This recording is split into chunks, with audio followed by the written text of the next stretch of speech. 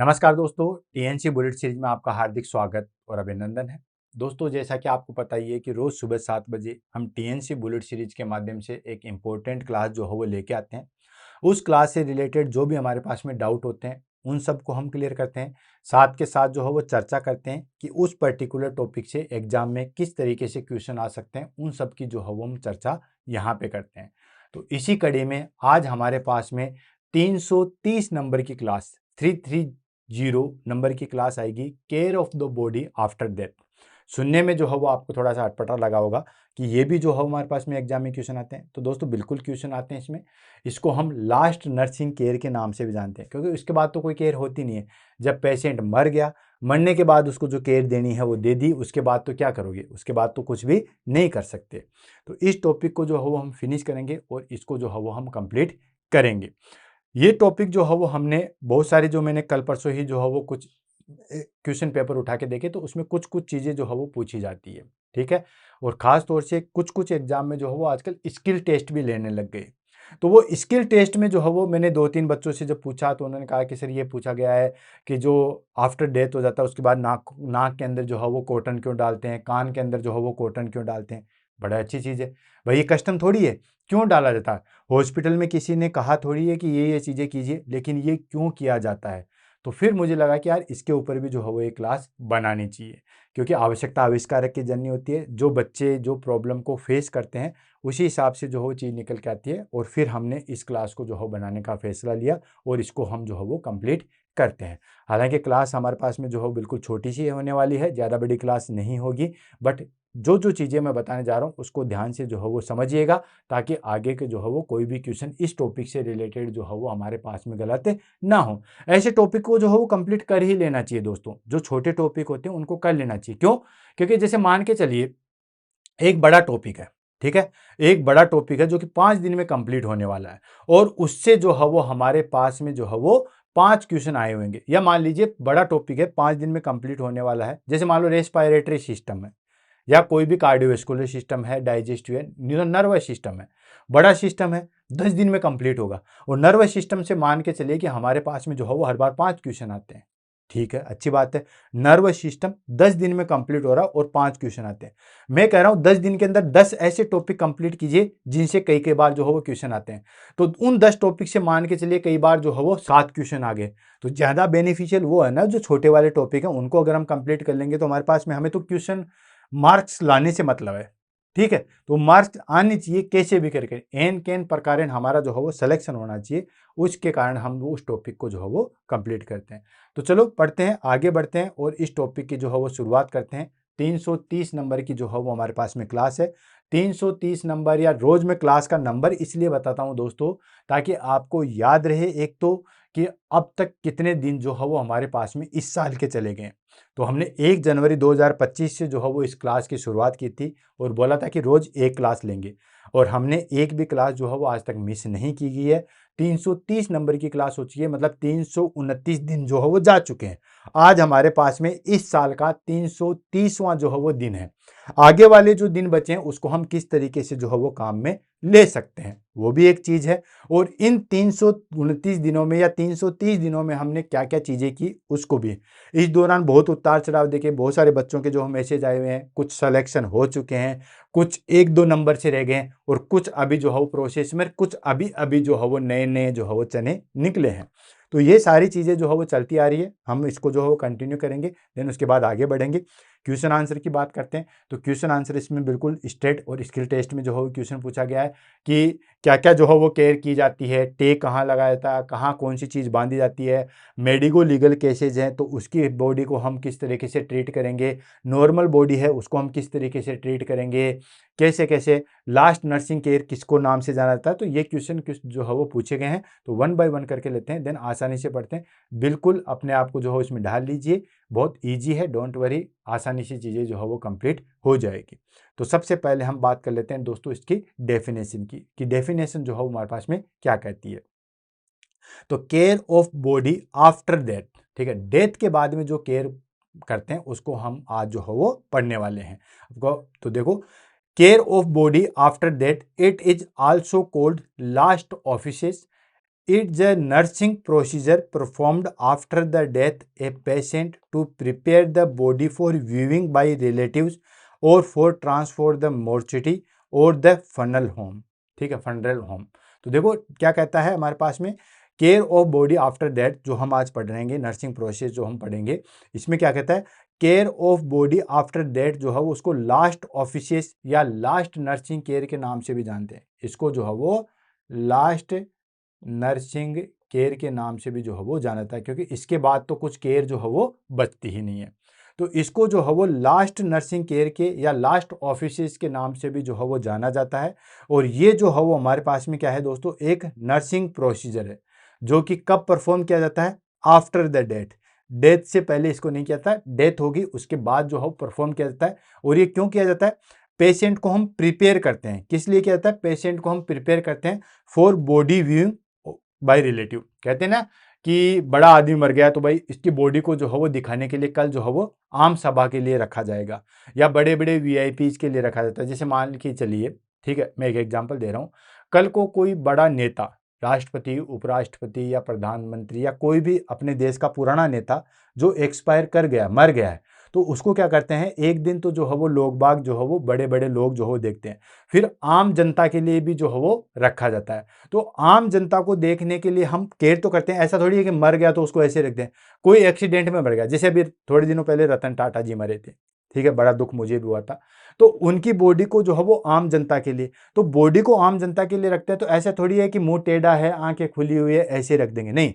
उसमें हम क्या क्या चीजें करके जो है फिर बॉडी को जो है वो देखने के लिए रखा जाता है, उसके रिलेटिव को देखने के लिए, आम लोगों को देखने के लिए, या मोर्चरी में ट्रांसफर करने के लिए, या घर तक वो लेके जाते हैं। जैसे हम सपोज कीजिए कोई बंदा जो है वो राजस्थान में या दिल्ली में एक्सपायर कर गया, अब वो बंदा है केरला का या फिर वो बिहार का, वो कहेंगे कि हम तो घर पे लेके जाएंगे।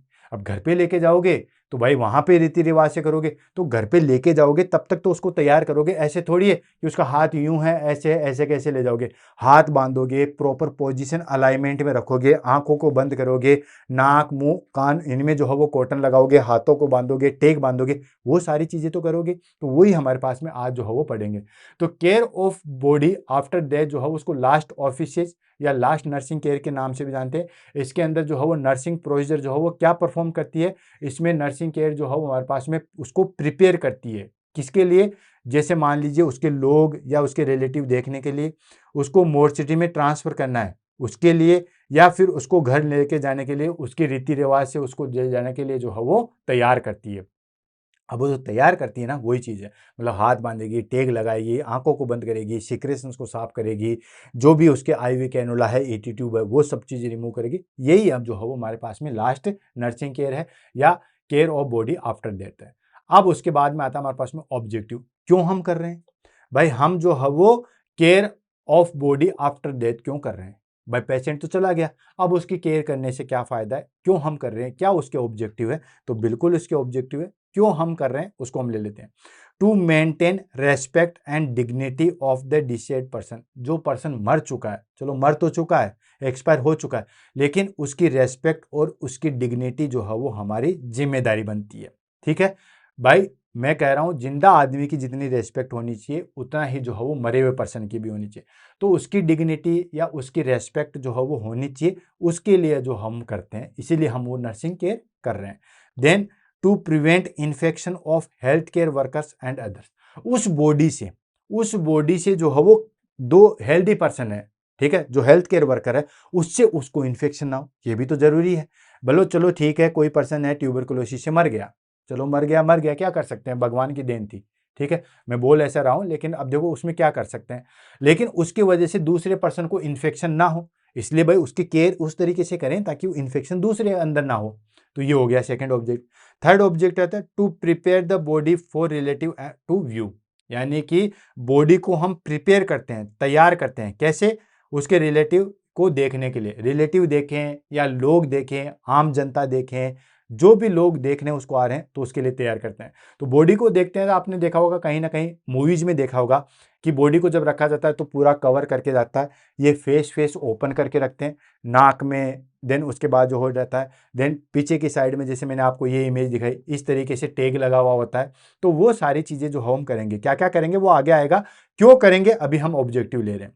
नेक्स्ट आता है हमारे पास में to preserve the body appearance for burial and cremation. जो भी उसका दाह संस्कार है या ब्यूरल करना है तो उसको प्रिजर्व करने के लिए, ठीक है, यानी कि बॉडी को जो है वो एक प्रॉपर अपीयरेंस में रखने के लिए। फिर चाहे उसका दाह संस्कार करो, चाहे उसका जो है वो दफनाओ, चाहे उसको जो है वो कुछ भी करो, उसके लिए जो। नेक्स्ट आ जाता है हमारे पास में to assist family in giving grieving process. भाई जो भी हमारे पास में जो फैमिली के जो ग्रीविंग है, मतलब दुख शोक प्रकट करने वाली जो चीजें हैं, ठीक है, उसके लिए जो है वो असिस्ट करते हैं, तभी तो वो शोक प्रकट करेंगे। अदरवाइज कोई भी पर्सन देख के भी डर जाएगा, आंखें खुली हुई है, इवन मुर्दे की आंखें खुली हुई है, आप लोग हम लोग भी डर जाएंगे, बाकी जो फीमेल वगैरह है वो तो डरेगी ही डरेगी। Then to collect value and belongingness safely, ठीक है, जो भी पेशेंट की वैल्यूबलनेस है या बिलोंगिंगनेस है उसको जो है हम कलेक्ट करेंगे।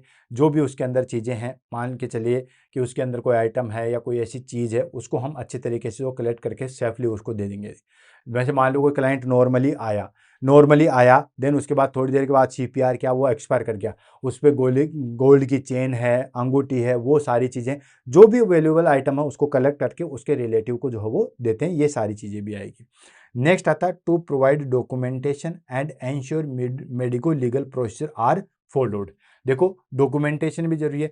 पेशेंट एक्सपायर कर गया, देन उसके बाद वो कहाँ गया, रिलेटिव को दिया या मोर्चरी में गया या कहाँ पे गया, या कोई भी मेडिको लीगल केसेज है, MLC आपने सुना होगा, मेडिको लीगल केसेज, जैसे कोई सुसाइड की वजह से वह केस बन गया, या कोई एक्सीडेंट का है, या कोई मर्डर का केस है, तो उसको जो है वो प्रॉपर डॉक्यूमेंटेशन होना चाहिए कि हमने जो है बॉडी पुलिस को हैंड ओवर की है, ये हमने चीज़ें कलेक्ट की है, पुलिस ने जो है वो ये चीज़ें करके जो है वो लेके गए। तो ये हमारे पास में कुछ ऑब्जेक्टिव है जिसके कारण हम जो है वो बॉडी केयर करते हैं या डेड बॉडी केयर जो है वो की जाती है। आई होप अच्छे तरीके से समझ में आएगा, इसमें बहुत बड़ी चीज़ जो है वो नहीं है। नेक्स्ट आता हमारे पास में नर्सेज रिस्पॉन्सिबिलिटी। कोई भी पेशेंट एक्सपायर कर गया है, अब उसके बाद में जो है वो उसकी केयर करनी है, ठीक है, या उसको पैक करना है, यूं मान के चलिए, मोस्टली नॉर्मल भाषा में कहते हैं बॉडी पैक कर दो। तो जो बॉडी पैक करने वाली चीज़ें है या जो उसकी केयर है, उसमें नर्स की क्या क्या रिस्पॉन्सिबिलिटी है, क्या क्या नर्स की जो है वो जिम्मेदारी है, उसको 1 बाय 1 करके लेते हैं। तो पहली चीज़, confirm death as per institution policy done by a doctor. यानी कि पेशेंट एक्सपायर कर गया है, आपको पता है, हमें पता है, लेकिन अकॉर्डिंग टू इंस्टीट्यूशन पॉलिसी के अनुसार जो है वो होनी चाहिए, यानी कि उसकी डेथ फाइल जो है वो कंप्लीट होनी चाहिए। पेशेंट एक्सपायर कर गया, मान लीजिए पेशेंट एक्सपायर कर गया, आपको पता है पेशेंट एक्सपायर कर गया, लेकिन आपने उसको मोर्चरी में भेज दिया या फिर उसके रिलेटिव को दे दिया कि हाँ पेशेंट एक्सपायर कर गया। अगर वो रिलेटिव कंप्लेंट कर देंगे ना तो आपको जो है वो सजा हो जाएगी।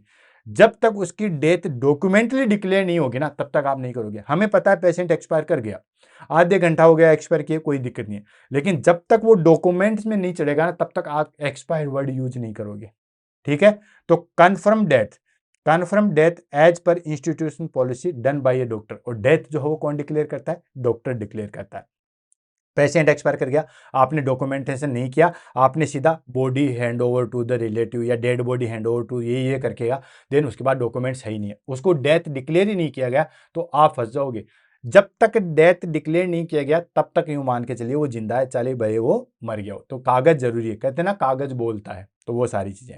नेक्स्ट आता हमारे पास में provide privacy and explain the situation to the family, ठीक है, यानी कि प्राइवेसी मेंटेन करना है और explain the situation to the family member को जो है वो जो भी सिचुएशन है वो एक्सप्लेन करनी है, प्राइवेसी मेंटेन करनी है और सिचुएशन को एक्सप्लेन करना जो है वो नर्सिंग की रिस्पॉन्सिबिलिटी होती है। Next, offer emotional support to relative. Of course doctor से ज़्यादा क्लाइंट जो है वो नर्स के पास में आके रोते हैं, ठीक है, तो उनको इमोशनली सपोर्ट देना जो है वो जरूरी होता है, और ये जिम्मेदारी भी जो है वो नर्स की बनती है। नर्स की क्या, एक आम आदमी की बनती है। चाहे डेड बॉडी जो है वो बूढ़े पर्सन की क्यों ना हो, कितना भी बूढ़ा पर्सन हो, सबको पता है कि एक ना एक दिन जाने वाला है, फिर भी दुख होता है, तो उस दुख के लिए जो है वो आंसू भी निकलते हैं। तो इमोशनल सपोर्ट जो है वो प्रोवाइड करना। नेक्स्ट आता है follow infection control measures like use gloves, gown, mask if necessary. हमें जो है नर्सिंग की रिस्पॉन्सिबिलिटी है कि इन्फेक्शन कंट्रोल मेजर्स को जो है वो फॉलो करना है। कैसे फॉलो करना है?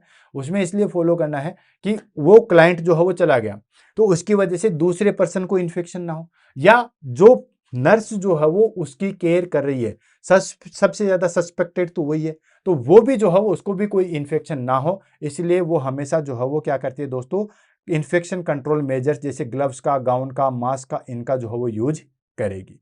नेक्स्ट आता है observe for medico legal cases, accident, suicide, homicide, unknown causes. Medico legal cases आपको पता है एमएलसी कहते हैं ना, एमएलसी कटवाई, एमएलसी कटवाई मतलब जिसमें केस वगैरह का इन्वॉल्वमेंट हो चुका है। कोई भी बॉडी एक्सीडेंट की है, या कोई सुसाइड की है, या कोई रेप की है, या कोई मर्डर की है, कैसी भी है, तो उसमें एमएलसी कटती है, मेडिको लीगल केसेज बनता है।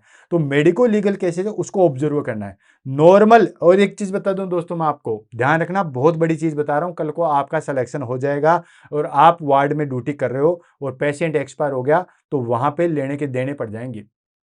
ठीक है, लेने के देने मतलब अगर आपने सही तरीके से काम नहीं किया गया तो फिर लेने के देने पड़ जाते हैं। जैसे मैं आपको छोटी छोटी चीजें बता रहा हूं, मेडिको लीगल एमएलसी का केस बन गया किसी फाइल के ऊपर, तो एमएलसी केस कभी भी पेशेंट या रिलेटिव को नहीं दी जाती, इवन फोटो खींचना भी अलाउ नहीं है, कोई भी उसकी फोटो क्लिक नहीं कर सकता एक्सेप्ट पुलिस ऑफिसर, जो उस पुलिस ऑफिसर जो उसकी इन्वेस्टिगेशन कर रहा है वो, उसके अलावा कोई भी नहीं कर सकता। समझ में आएगा? वो भी कब? जब डॉक्टर उसको परमिशन देगा। अगर डॉक्टर ने परमिशन दे दिया, चाहे वो इन्वेस्टिगेशन ऑफिसर कुछ भी हो, नहीं कर सकता। दूसरी चीज, अगर मेडिकल लीगल केसेज में कुछ भी फॉल्ट होता है, कुछ भी फाइल मिसिंग होती है, आपके ऊपर जो है वो जान पे बनाएगी।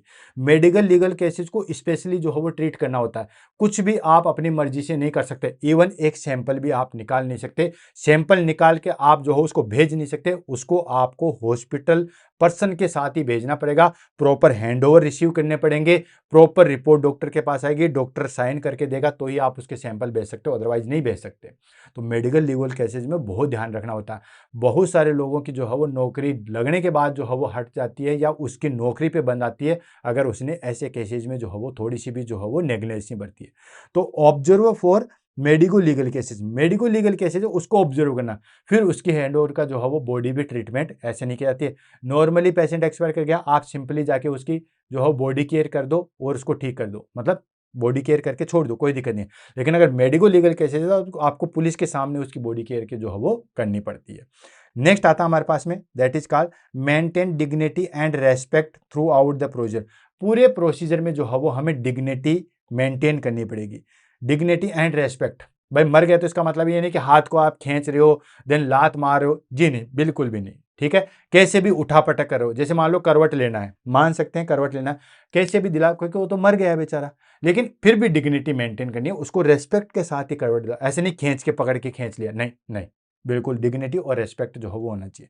नेक्स्ट आता है हमारे पास में ensure proper documentation of time of death, personal belongings. ठीक है, यानी कि प्रॉपर डॉक्यूमेंटेशन होना चाहिए, टाइम ऑफ द डेथ, जो भी उसके पर्सनल बिलोंगिंग्स है उनको जो है वो प्रॉपर हैंडलिंग करेंगे, ये नर्सिंग की रिस्पॉन्सिबिलिटी बनती है।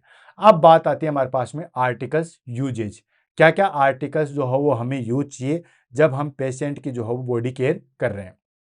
जैसे जो भी केयर कर रहे हैं, बैक केयर कर रहे हैं, हेयर केयर कर रहे हैं, उसी तरीके से अब हम बॉडी केयर भी कर रहे हैं। तो बॉडी केयर में हमारे पास में जो है वो कौन कौन सी चीज़ों की जरूरत होती है, कौन कौन से आर्टिकल्स रिक्वायर होंगे, वो सारी चीज़ें। तो दोस्तों ग्लव चाहिए, बिल्कुल चाहिए, गाउन चाहिए, बिल्कुल चाहिए, मास्क चाहिए, एप्रन चाहिए। भाई बॉडी एक्सपायर होगी तो हमें अपने आप को भी तो प्रोटेक्ट करना है, और इवन बिना ग्लव्स के तो आप जो है वो डेड बॉडी को टच भी नहीं करोगे, आप वैसे भी नहीं करना चाहोगे। क्लियर है? देन उसके बाद sponge, soap and towel, sponge and soap and towel, ये सारी चीजें हमारे पास में होनी चाहिए। क्या क्या यूजेज आएगा अभी मैं आपको बता दूंगा कि सोप का क्या यूज है, स्पंज का क्या यूज है, ये सारी चीजें। देन उसके बाद cotton swab and goes, goes चाहिए, कॉटन स्वाब चाहिए। गोज कोई भी चीज को क्लीन करने के लिए, जैसे मान लीजिए मुंह से सिक्रेशंस आ रहे हैं, इधर से आपने जब सीपीआर किया या कुछ भी किया तो इधर से खून आ रहा है, या हो सकता है नाक से खून आ रहा है, तो उसको हम जो है वो गोज से क्लीन करेंगे। प्लस ये जो स्वैब डालते हैं ना, नाक में डालते हैं, देन उसके बाद कानों में डालते हैं, वो इसीलिए क्योंकि ये हमारे पास में जो है वो ओपन एयरवेज, ओपन चीज़ें हैं, मतलब अंदर के सिक्रेशंस इनसे आने लग जाएंगे। एक्सपायर करने के बाद में जो है वो चीज़ें, नाक से खून आना या नाक से सिक्रेशंस आएगा। अब सोच के देखिए, नाक से यहाँ से सिक्रेशंस आ रहे हैं, ब्लड आ रहा है या और कोई सिक्रेशन आ रहा है, कैसा देखने को मिलेगा? इसलिए वो कॉटन बड्स जो है वो लगाए जाते हैं।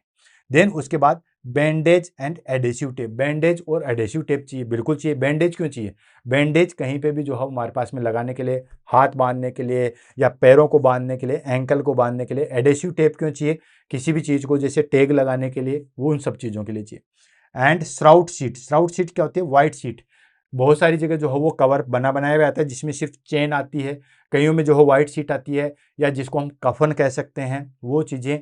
या कई जगह जो है वो वाइट बेड शीट भी जो है वो दी जाती है, वो चाहिए, क्योंकि हम लपेटेंगे किसमें। देन उसके बाद label and identification tape. Yes, label, उस वाइट के ऊपर भी जो है लेबल लगाया जाता है, टैग भी लगाया जाता है उसके पैरों के ऊपर, या जो डेड बॉडी होती है उसके कॉर्नर के ऊपर, या जो हमने जो श्राउट लगाया है, ठीक है, उसके कोने के ऊपर जो है वो लगाया जाता है। And plastic bag for valuables. Label करने के लिए, ये सब चीज़ों के लिए प्लास्टिक बैग फॉर जो भी उसकी चीज़ें हैं, ठीक है, वैल्यूएबल्स जैसे कोई आइटम्स वगैरह है, वो सारी चीज़ें, या कुछ हैंड ओवर करना है, ठीक है, क्लाइंट को कुछ हैंड ओवर करना है कि देखो मरीज के पास में ये चीज़ मिली है, ये हैंड ओवर करने के, तो वो लेबल होनी चाहिए। देन उसके बाद बेड पान इफ नीडेड, इसकी वजह से ज़रूरत है तो ठीक है, नहीं तो वो भी नहीं चाहिए। And comb, razor, scissor for cleaning the grooming, ठीक है, कॉम्ब चाहिए बिल्कुल।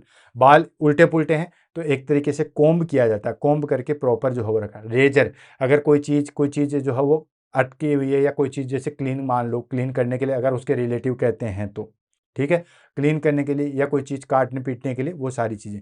सीजर वो चाहिएगा ही चाहिएगा, ठीक है। कोई भी चीज़, जैसे कोई चीज़ जो है वो बैंडेज अटकी पड़ी है उसको काटने के लिए, ये सब चीज़ें।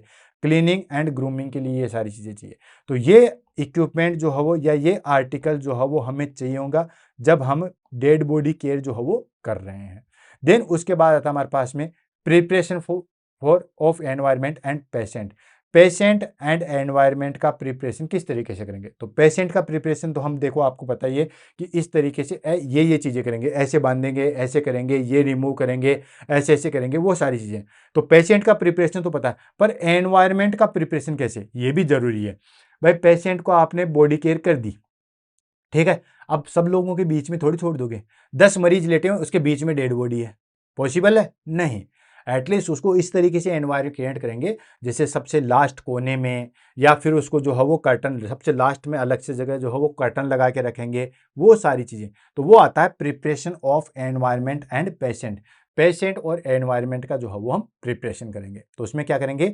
Provide privacy for closing doors, curtain and screen. ये आपको बताइए कि प्राइवेसी सबसे ज़्यादा इंपॉर्टेंट है। डोर को बंद करेंगे, कर्टन्स लगा लेंगे या स्क्रीन लगा लेंगे, फिर ही ये काम करेंगे।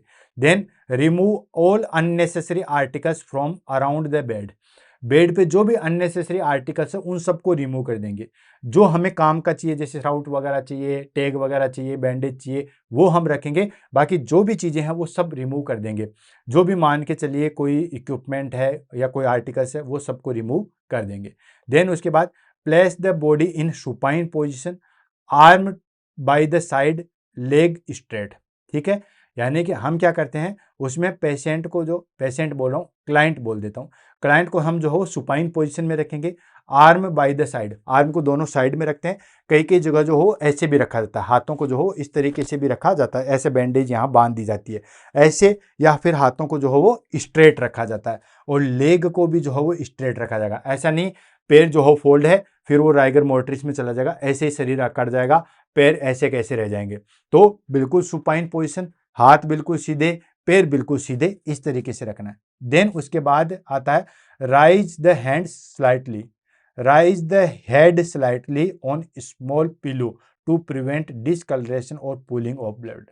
थोड़ा सा जो हो हम सर को ऊपर उठा के रखेंगे, बिल्कुल छोटा पिलो या बेड को थोड़ा सा जो हो उठा के रखेंगे। क्यों उठा के रखेंगे, क्या जरूरत है भाई? अब उसको कौन सा सांस लेना है? एक्चुअली क्या होता है कि अगर आपने नीचे की साइड में रख दिया या फिर आपने इक्वल रख दिया, तो जो हमारे पास में ब्लड फ्लो हो रहा था, जो ब्लड या सीक्रेशन अब हमारे, अब वो धीरे धीरे निकलना चालू होंगे।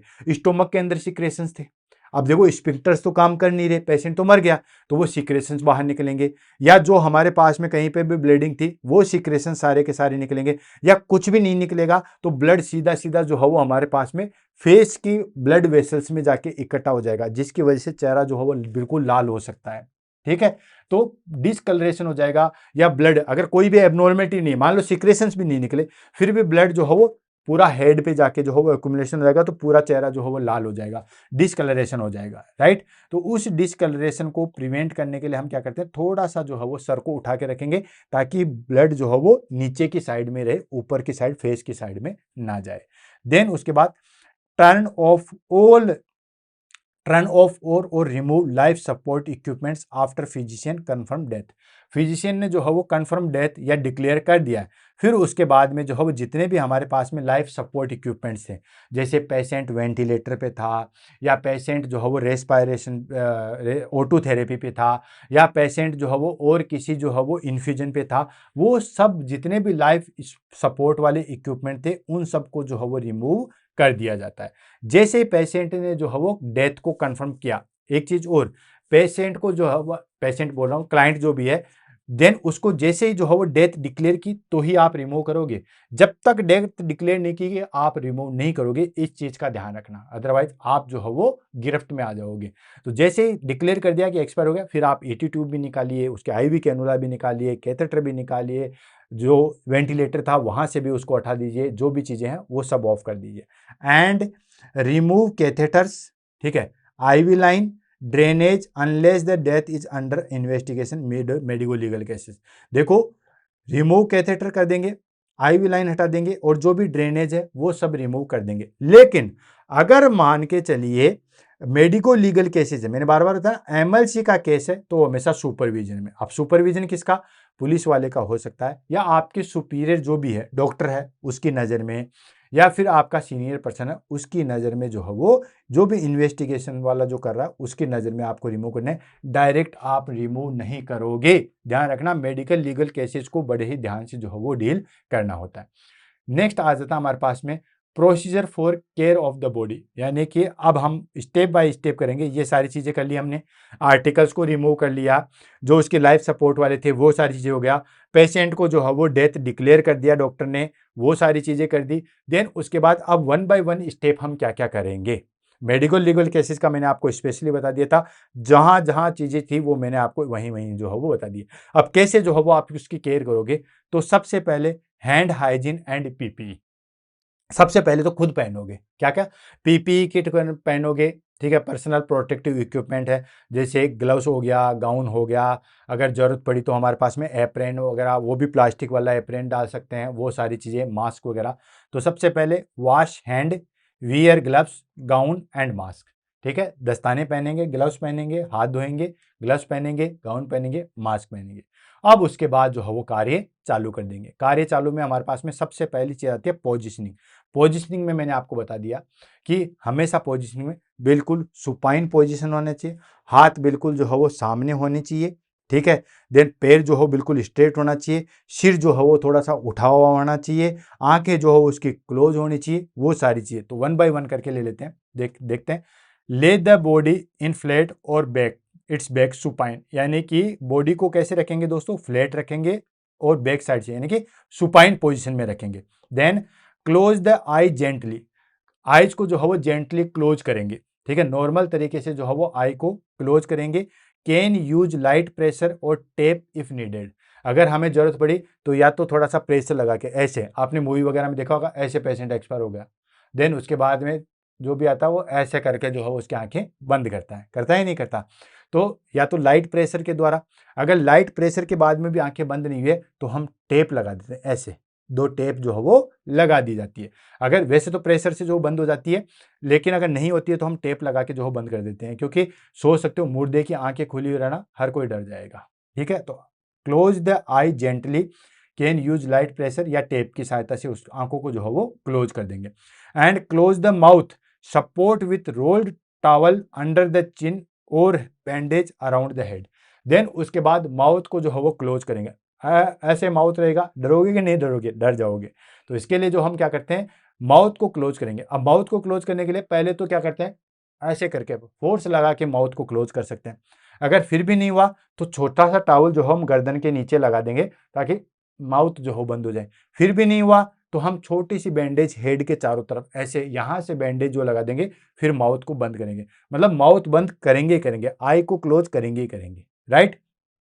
देन उसके बाद straight limb and tie ankle together the bandage. Then उसके बाद मैंने आपको बताया सुपाइन पोजीशन, हेड थोड़ा सा एलिवेटेड ताकि सिक्रेशंस ना हो, हाथों को बिल्कुल सीधा और पैरों को बिल्कुल सीधा, पैरों को बिल्कुल सीधा और एंकल से जो है वो उसको बांध देंगे, एंकल के यहाँ से जो है उसको बांध दिया जाता है। क्लियर है? देन मैंने आपको दो चीज बताई, हाथों को सीधा भी रख सकते हैं, कई जगह जो है हाथों को यूं भी रखा जाता है। दोनों प्रोसेस जो है वो लागू किए जाते हैं, ये डिपेंड करता है इंस्टीट्यूशनल पॉलिसी के ऊपर। तो ये हो गया हमारे पास में सेकंड। सबसे पहले हमने क्या किया दोस्तों, प्रोफाइलेटिक इक्विपमेंट पीपी जो है वो डाला, देन पोजिशनिंग। अब बात आती है हमारे पास में क्लीनिंग, यानी कि उसको क्लीन कैसे करेंगे। अब क्लीन क्या क्या करना है और कैसे कैसे करना है। तो सबसे पहले remove soiled dressing and replace with clean ones. जो भी सोइल्ड ड्रेसिंग है, जैसे मुंह से सिक्रेशंस आ रहा था या नाक से खून आ रहे थे, उन सबको जो है वो हम क्लीन करेंगे। ठीक है, तो गोज की सहायता से जो है वो क्लीन करेंगे एंड उसके बाद अच्छे तरीके से जो है वो उसको रखेंगे। देन जैसे मान ले नाक से खून आता तो अच्छे तरीके से उसको क्लीन करके, कान से खून आता क्लीन करके, फिर क्लीन वाली चीजें नाक के अंदर कान के अंदर जो है वो कॉटन बड्स लगा देते हैं। And wash the body then gently with soap and water. Normally जो है अगर मान के चलिए बहुत कोई एक्सीडेंट केस है, बहुत ज़्यादा ब्लड लगा हुआ है या ये सारी चीज़ें हैं, तो नॉर्मली हम जो है वो सोप एंड वाटर से क्लीन कर देते हैं। करते कैसे हैं, ऐसे नहलाते नहीं है, नॉर्मली हम क्या करते हैं, स्पंज थेरेपी देते हैं। लिक्विड लिया, देन गोज या पैड के ऊपर रखा या टॉवल के ऊपर रखा, सारी बॉडी को एक बार जो है वो क्लीन कर देंगे। देन उसके बाद dry thoroughly to prevent skin breakdown and leakage. Then उसके बाद में स्किन को थोड़ा सा ड्राई होने के लिए रखेंगे, क्योंकि डायरेक्टली अगर आपने उसको व्हाइट क्लॉथ के अंदर जो है वो लपेट दिया है, तो वहां पे हमारे पास में दोस्तों स्किन ब्रेकडाउन या लीकेज होने की संभावना जो है वो हो जाएगी। ये हो गया हमारे पास में क्लीनिंग। नेक्स्ट आ जाता है हमारे पास में, that is called plugging the orifices. वही जो मैंने आपको थोड़ी देर पहले बताया कि नाक में, कान में जो है वो कॉटन रोल डाला जाता है, जो भी ओपनिंग है वहां पे जो है वो डाला जाता है। क्यों डाला जाता है, उसका रीजन है क्योंकि ताकि सीक्रेशंस ना आए। Insert small cotton balls into the nostril, mouth, anus और any wound drain site to prevent leakage of fluid. कहाँ कहाँ डालते हैं दोस्तों, नाक के अंदर डालते हैं, माउथ के अंदर डालते हैं, एनस के अंदर डालते हैं। और ऐसा कोई वुंड, जैसे मान के चलिए यहाँ पे जो है वो क्या लगी हुई थी दोस्तों, कोलियोस्टोमी थे, ठीक है, कोलोस्टोमी थी, या फिर मान के चलिए कि यहाँ पे सुप्राप्यूबिक कैथेटर था, ठीक है, तो वहां से सिक्रेशंस आ रहे हैं, तो वहां पे जो है वो कॉटन बॉल्स जो है वो लगा दी जाती है ताकि कोई भी सिक्रेशन जो है वो ना। जेजुनोस्टोमी था तो वहां पे जो है उसको बंद कर दिया जाता है। ये हो गया हमारे पास में प्लगिंग द ऑरिफिस, और उसका रीजन क्या है, ताकि सिक्रेशन जो है वो बाहर ना आए। नेक्स्ट आता हमारे पास में dress and cover. Dress and cover का मतलब हो गया dress the body in a clean gown और patient cloth as per custom, यानी कि उसको जो है वो क्लीन गाउन में या जो भी उसके कस्टम है, कोई जो है वो किस तरीके से रखते हैं, कोई किस कपड़े में लपेटेंगे, जो जिनकी जिसकी प्रथा है उस तरीके से जो है वो करेंगे। कोई जो हो बिल्कुल कुछ भी नहीं रहते, जैसे हिंदू धर्म का मुझे पता, औरों का नहीं पता है कि हिंदू में जो है वो कुछ भी नहीं रखा जाता है पूरा, मतलब इवन कलेवा वगैरह ये सब चीजें, अंडरगारमेंट्स कुछ भी नहीं रखते, सिर्फ व्हाइट क्लॉथ जो है वो रखा जाता है। तो patient cloth as per the custom and drape in shroud and white sheet, white sheet में उसको जो है वो ड्रेप कर दिया जाता है। And attach identification tag to the toe outside the shroud including name, age, ward, hospital number, date and time of death, यानी कि आइडेंटिफिकेशन फिर टैग लगाएंगे। ऐसे तो आप पैक कर दोगे, पता ही नहीं चलेगा कि ये किसकी बॉडी है। तो उसमें हमारे पास में जो है वो दो टैग लगाए जाते हैं। दो टैग कहाँ कहाँ लगाए जाते हैं, एक तो लगाया जाता है पेशेंट के ऊपर, तो पेशेंट के ऊपर टैग लगाया जाता है बेसिकली घुटनों में, जो हमारे पास में पैर के अंगूठे हैं वहां पे जो है लगाया जाता है। तो वहां पे पेशेंट का टैग, उसमें नाम, एज, सेक्स सब चीजें लिखी जाती है। फिर उसको ड्रेप कर दिया जाता है और उसके बाद जो व्हाइट शीट आती है उसके ऊपर भी जो है वो टैग आता है। बहुत सारी जगह जो है वो या तो जो है हमारे पास में राइट शोल्डर पे, या फिर जो कोने आते हैं, ठीक है, उस कोनों के ऊपर जो है टैग लगा हुआ आता है। आउटसाइड भी लगाते हैं और इनसाइड भी लगाते हैं, ध्यान रखना, ठीक है। तो देखो यहाँ पे देखा, एक attach identification tag on the toe, toe पे या आउटसाइड द श्राउड लगाते हैं, जिसमें नाम होना चाहिए, एज होनी चाहिए, वार्ड होना चाहिए, हॉस्पिटल के number, date and time of death जो है वो होनी चाहिए। ये हो गया। नेक्स्ट आ जाता है हमारे पास में, that is our handling belongings. Handling belongings in the sense कि किसी क्लाइंट का जो भी चीजें हैं, जैसे रिंग है, ज्वेलरी है, कि पेशेंट से हमें ये मिला है या पेशेंट के हाथ में ये चीजें थी, तो वो अच्छे तरीके से लेबल करके उसके रिलेटिव को जो है वो हैंड ओवर कर दिया जाता है as per hospital policy. Means collect and label all valuables जैसे rings, jewellery and hand over to the relative और keep safety as per hospital policy get signature. ठीक है, यानी कि बिल्कुल जो है हमारे पास में जो भी उसकी बिलोंगिंग है। अब क्या है, पेशेंट चल के आया, घर से आया, उसको थोड़ी पता है कि वो मर जाएगा, लेकिन मान के चलिए वो मर गया।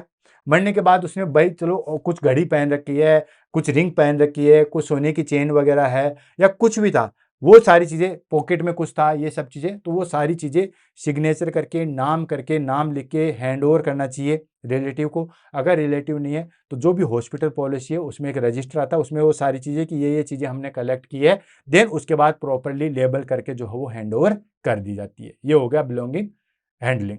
नेक्स्ट आ जाता है हमारे पास में व्यूइंग बाय रिलेटिव। अब देखो आपने ये सारी चीजें कर दी, उसको पैक पाक कर दिया, देन उसके बाद अब उसको व्यू के लिए रखा जाता है। व्यू मतलब देखने के लिए। तो allow relative to view body after preparation. ठीक है, जो भी उनकी प्रिपरेशन है कि भाई उनको दफनाना है, जलाना है या बहाना है, कुछ भी चीजें उसके अनुसार जो हो प्रिपेयर करके हम जो हो वो हैंड ओवर कर देते हैं। And provide emotional support and privacy. Privacy maintain करनी है और इमोशनल सपोर्ट जो हो वो प्रोवाइड करवाया जाता है। ऑफ कोर्स चाहे कोई कितना भी बूढ़ा हो, कैसा भी हो, एक बार आंसू तो जो है वो जरूर आते हैं। अगर हमने रिलेटिव को हैंड ओवर नहीं किया गया है और हम जो हो उसको कहाँ ट्रांसफर करने, फिर मोर्चुटी में। मान लो उसको लेने के लिए नहीं आया, आपने बॉडी की हैंड ओवर कर दी। अब तीन एक कंडीशन बनती है। एक कंडीशन क्या हो सकती है कि उसके रिलेटिव उसके साथ आए हैं, तो हमने बॉडी की जो है वो केयर कर दी, टोटल डेथ केयर कर दी, देन उसके बाद हैंड ओवर कर दिया। एक तो ये कंडीशन। दूसरी, लावारिस कंडीशन में लाश आई है, कोई लेके आया है, वो कह रहा है मुझे नहीं पता, मुझे तो एक्सीडेंट में जो है वो रोड पे मिली है, कोई अता पता नहीं है, क्या पता कैसे जैसे करके बाद में मिलेगा, लेकिन अभी कोई अता पता नहीं है, या कोई उसके आगे पीछे नहीं है, तो फिर हम उसको प्रिपेयर करके, मतलब उसको जो है वो केयर करके फिर मोर्चुरी में रखा जाता है। राइट। तीसरी चीज आती है हमारे पास में, दैट इज कॉल्ड, अगर मेडिको लीगल केसेज है तो फिर हम हैंड ओवर करते हैं पुलिस को। तो नेक्स्ट आ गया हमारे पास में, that is called transfer to mortuary. Transfer the body on a stretcher और trolley covered respectfully. Properly cover करके रेस्पेक्ट के साथ स्ट्रेचर पे उसको मोर्चरी में जो है वो भेज दिया जाता है। And accompany with death certificate and identification documents. Identification documents और सर्टिफिकेट के साथ जो है वो ट्रांसफर कर दिया जाता है। Then in case of medico legal death, अगर मेडिको लीगल डेथ है तो हम क्या करोगे, तो डू नॉट रिमूव। देखो यहाँ पे मैंने स्पेशली इसको स्लाइड को इसीलिए लिया है क्योंकि यहाँ पे ध्यान रखने वाली चीज है। ये जो हम मेडिको लीगल वाली चीजें ध्यान रखना कि सिर्फ और सिर्फ न आपकी जानकारी के लिए, बल्कि बता रहा हूं दोस्तों, बहुत सारे लोग जो हो इसमें फंस जाते हैं। कल को आपका गवर्नमेंट जॉब लग गया, गवर्नमेंट जॉब लगना आसान है, तो ये भी चीज ध्यान रखना कि वहां पे जिम्मेदारी भी बहुत ज्यादा बढ़ जाती है। तो उसमें हमारे पास में क्या क्या नहीं करोगे, क्या क्या रिमूव नहीं करोगे, तो दोस्तों tube, drain, catheter, IV line और ड्रेसिंग कभी भी जो है वो रिमूव नहीं करोगे। हाँ, कब रिमूव की जाती है, जब पूरी इन्वेस्टिगेशन टीम आ जाती है, हमारा डॉक्टर जिसने डिक्लेयर किया गया था जो उसको इन्वेस्टिगेट कर रहा है वो आ जाता है। अगर वो ऑर्डर करते हैं, और वो भी डॉक्यूमेंटली, वर्बल ऑर्डर अलाउ नहीं है, वर्बल ऑर्डर तो कहीं फॉलो ही नहीं करना है, ध्यान रखना। वैसे भी वर्बल ऑर्डर कभी फॉलो करना ही नहीं चाहिए। तो जो भी ट्यूब है, ड्रेनेज है, कैथेटर है, आईवी लाइन है, वो नहीं रिमूव करोगे। ऐसा नहीं कि कभी रिमूव नहीं करोगे, लेकिन अगर मान के चलिए पुलिस वाले आ गए हैं, पूरी टीम, मेडिकल ऑफिसर आ गया, फिर वो कहते हैं फिर आप कर सकते हो, वो भी रिटर्न में। राइट। देन उसके बाद inform the policy and medical officer. Police police या मेडिकल ऑफिसर को जो हो इन्फॉर्म करोगे। Label the body as medico legal cases, MLC जो हो वो लेबाइल कर दोगे। इवन फाइल के ऊपर भी जो हो वो लिख जाता है पेशेंट की, ये जैसे मान लो कोई फाइल है, ठीक है, ये फाइल है, तो इसके ऊपर जो है वो सबसे ऊपर लिखा जाता है एमएलसी, ऐसे लिख के फिर पेशेंट का नाम, पता, एड्रेस, वो सारी चीज़ आती है। एमएलसी वाले को ऐसे, एमएलसी वाली फाइल का भी बड़ा ध्यान रखना था, जान चली जाए लेकिन एमएलसी वाली फाइल नहीं जाए, वरना अपने आपके ऊपर आ जाएगी सारी चीज़ें। कुछ भी उसमें चेंजेज हुआ, थोड़ा सा भी काटा पीटी हो गई, तो आपके ऊपर आप फंस गए। देन उसके बाद लास्ट आता है हमारे पास में, that is called ensure chain of custody is maintain. जैसे कस्टडी में रहते हैं उस चेन को जो है वो मेंटेन करना है। तो ये सारी चीज़ों का जो है वो ध्यान में रखना है अगर मेडिको लीगल जो है वो है तो। देन उसके बाद आता है हमारे पास में डॉक्यूमेंटेशन। क्या क्या डॉक्यूमेंटेशन आप करोगे, तो डॉक्यूमेंटेशन में आपका पता ही है आपको सारी चीज़ें हैं। अगर मेडिको लीगल केसेस है तो उसमें सावधानी के तरीके से, और अगर नॉर्मल है तो नॉर्मल तरीके से। तो सबसे पहले time and death of death, time कब जो है वो डेथ हुई है, ठीक है, एंड कौन से तारीख को हुई है वो मेंशन होना चाहिए। उसके बाद name of doctor confirm death, किसने जो, कौन से डॉक्टर ने जो है वो डिक्लेयर किया है इस पेशेंट को, कौन से डॉक्टर ने जो है वो डिक्लेयर किया गया है, तो उसका जो है वो नाम होना चाहिए। जैसे डिक्लेयर्ड बाय दिस डॉक्टर, ये भी जो है मेंशन होता है। And detail of personal belongings and home handed over, ठीक है, जो भी उसकी बिलोंगिंग्स है, जो रिंग थी, वो सारी चीजें थी, वो सारी चीजें जो है वो हमारे पास में उसकी पूरी डिटेल, क्या क्या तो चीजें थी, अंगूठी थी, चेन था, क्या था, पर्स था, वो सारी चीजें उनकी डिटेल, प्लस किसको हैंड ओवर किया, रिलेटिव को, अपने सीनियर को, वो सारी चीजें डॉक्यूमेंटली होनी चाहिए। And condition of the body, body की क्या कंडीशन है, एक्सीडेंट है, पता चले एक हाथ ही नहीं है, एक्सीडेंट में आपके पास में पूरी बॉडी आई, हाथ आया ही नहीं है आपके पास में, तो वो भी सारी चीजें आप डॉक्यूमेंट करोगे, वरना आप पे आ जाएगा कि हाथ तो था, कहाँ चला गया, आप लेके चले गए। तो ऐसी वाली चीजें पूरा प्रॉपर जो है वो कंडीशन, बॉडी की जो है वो जो कंडीशन है, वो सारी चीजें। एंड एनी स्पेशल सर्कमस्टांसेस, जैसे एमएलसी का है, इन्फेक्शन का है, रिस्क का है, उसको आप इस तरीके से ट्रीट करोगे। एमएलसी का है तो वही आपको पता है कि डॉक्टर के सुपरविजन में या फिर जो इन्वेस्टिगेशन ऑफिसर है उसके सुपरविजन में काम करोगे। अगर कोई सीवियर इन्फेक्शन वाला तो आप जो है वो पूरा गाउन भी पहनोगे, हो सकता है पीपी किट भी पहनो, वो सारी चीजें। एंड उसके बाद लास्ट आता है name, nurse and signature. Nurse का जो है वो नेम और सिग्नेचर, कौन सी नर्स ने जो है उसकी डेथ केयर की है, वो सारी चीजें जो है वो इंक्लूड होनी चाहिए। ये हो गया डॉक्यूमेंटेशन। अब आ जाता है हमारे पास में दैट इज का साइकोलॉजिकल एंड कल्चरल कंसिडरेशन। देखो साइकोलॉजिकल सपोर्ट तो देना ही देना होता है, क्योंकि कोई भी हो चाहे दुख तो होता ही है, एंड कल्चरल कंसिडरेशन वो जरूरी है। ठीक है, आपने जो चीजें कर दी, आप कह दो कि हम तो इस तरीके से बांधेंगे या इस तरीके से जो हम पैक करके देंगे, वो कहेंगे कि हमारे रीजन में ये चीज है ही नहीं है, तो उनके जो है वो कल्चरल कंसिडरेशन का भी जो है वो ध्यान रखा जाता है। तो इसमें क्या आता है, respect religious and culture custom, उसके कल्चर कस्टम का, रिलीजन का जो है स्पेशली ध्यान रखना, जैसे tying toes, place hand facing in certain direction. जैसे मैंने आपको बताया ना कि कुछ में जो है वो सीधा हाथ रखा जाता है, अपने हिंदू में जो है वो ऐसे रखा जाता है, उसमें हमारे पास में ये दोनों अंगूठे और नीचे के अंगूठे जो है वो बांधे जाते हैं। तो अलग अलग कस्टम में अलग अलग चीजें हैं, उस हिसाब से जो है वो उसको टाई करना है, किसी में जो है वो सीधा, किसी में टाई किया जाता है, तो वो सारी चीजें जो है वो ध्यान में रखना, और उसका जो है वो रेस्पेक्ट है। तो respect religious and culture custom, जो भी रिलीजियस एंड कल्चर कस्टम है उसको जो है वो रेस्पेक्ट करना है।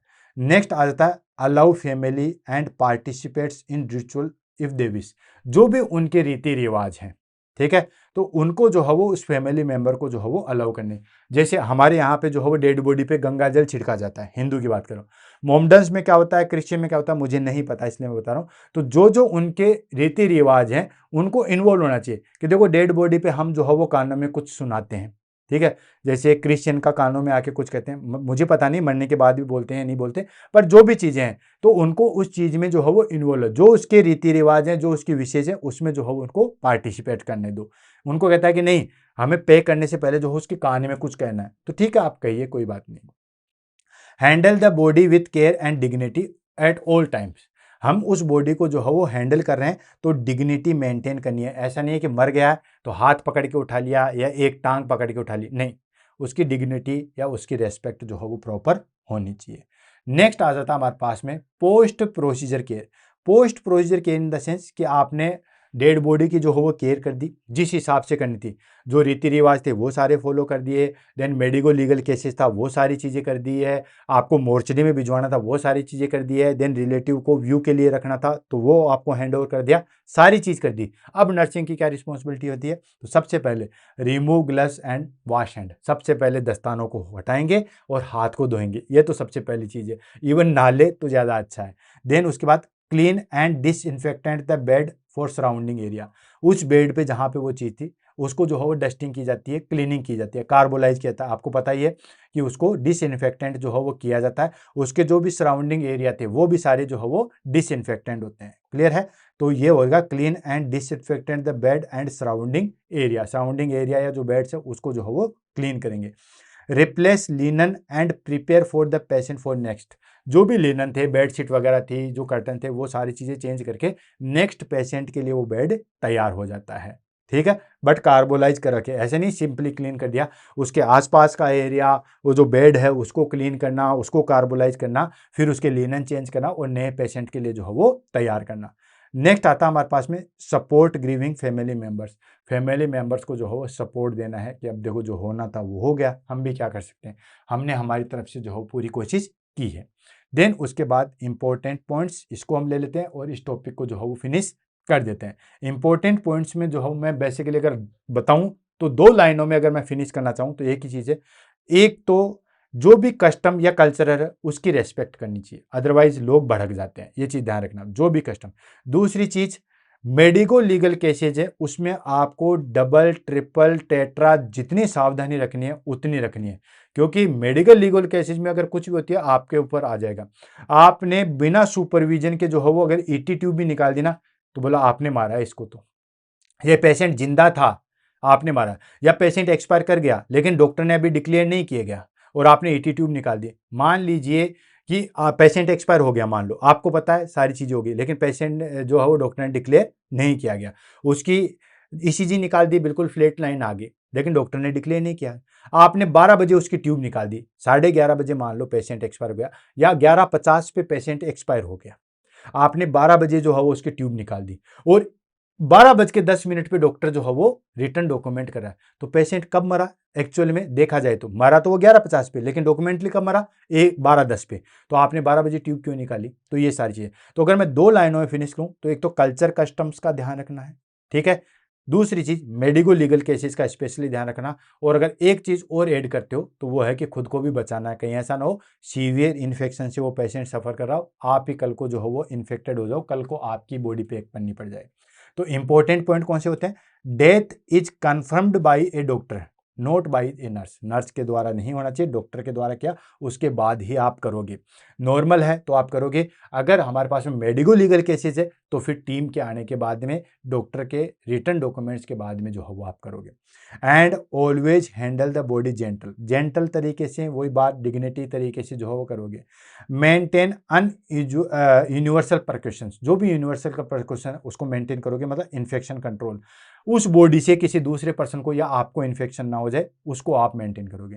And always ensure correct identification to prevent mix up, correct identification होना चाहिए, पता चले कि मोहम्मद आज यूसुफ नाम के 2 पेशेंट थे, ठीक है, और दोनों पे आपने सिर्फ मोहम्मद यूसुफ कर दिया, अब कौन सा मोहम्मद यूसुफ है, ये है या ये है, या ऐसे मान के चलिए 2 रामलाल आ गए तो रामलाल में 2 रामलाल आपने सिर्फ रामलाल लिख दिया और गलती से उनकी एज भी लगभग सेम होगी, कैसे करोगे, तो उसमें पूरा आइडेंटिफिकेशन, नाम, पिताजी का नाम, हॉस्पिटल नंबर, वार्ड, एज, ये सारी चीजें जो है वो रखनी है ताकि मिक्सअप ना हो, पता चले आपने जो है वो इसको, मान लीजिए 2 पेशेंट है कमलेश कमलेश करके, अब कमलेश मेल भी होती है फीमेल भी होती है, आपने पेशेंट कर दिया कमलेश एक्सपायर्ड, ठीक है, इधर भी कर दिया कमलेश एक्सपायर्ड, मेल वाले फीमेल को लेके फीमेल वाले मेल को लेके, पता चले कि जो है वो भूत बन गई, फीमेल कैसे बन गई, तो वो सारी चीजें, तो करेक्ट आइडेंटिफिकेशन जो है वो होना चाहिए। And respect privacy and dignity, जो मैं बार बार जिक्र कर रहा हूँ, प्राइवेसी और डिग्निटी का जो है वो रेस्पेक्ट होना चाहिए। Care continue after the death, death होने के बाद में भी ऐसा नहीं है कि मर गया तो मर गया अब हम केयर नहीं करेंगे, नहीं, केयर जो हो करनी है, ये तो लास्ट केयर है, इसको तो बल्कि अच्छे तरीके से जो है वो करनी चाहिए।